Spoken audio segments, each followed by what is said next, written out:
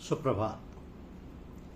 देवगण, राक्षसगण, मनुष्यगण। देवगण,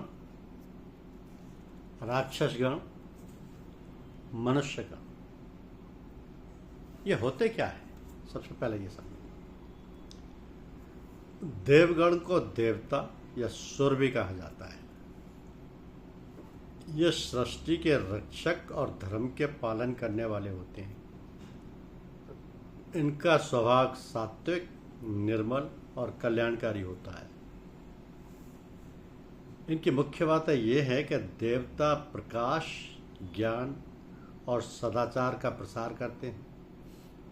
यह यज्ञ, तप, दान और धर्म की रक्षा करते हैं। इनका निवास स्वर्गलोक में माना गया है। प्रमुख देवताओं में ब्रह्मा, विष्णु, महेश, इंद्र, वरुण, कुबेर, सूर्य, चंद्र आदि हैं। इनका उद्देश्य सृष्टि की रक्षा करना और संतुलन बनाए रखना है। राक्षसगण। राक्षसगण वे प्राणी होते हैं जिनका स्वभाव तामसिक और क्रूर होता है। ये अधर्म, हिंसा और अत्याचार में विश्वास रखते हैं। इनके बारे में मुख्य बात यह है कि ये अधर्म, अहंकार और स्वार्थ में लिप्त रहते हैं। ये देवताओं और मनुष्यों को कष्ट पहुंचाते हैं। इनका निवास पाताल लोक में माना गया है। प्रमुख राक्षस हैं रावण, कुंभकर्ण, मेघनाथ, हिरण्यकश्यप, बाणासुर आदि। इनका उद्देश्य शक्ति प्राप्त करके संसार पर अधिकार करना है। तीसरे हैं मनुष्यगण।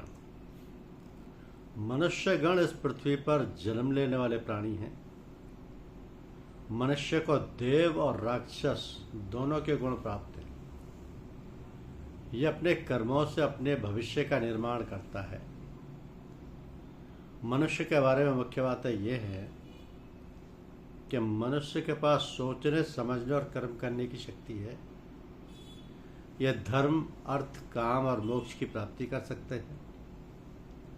इनका जीवन कर्मों पर आधारित होता है। मनुष्य का उद्देश्य अच्छा जीवन जीकर मोक्ष की प्राप्ति करना होता है। देवगण, राक्षसगण और मनुष्यगण तीनों सृष्टि का हिस्सा है। देवता सृष्टि की रक्षा करते हैं।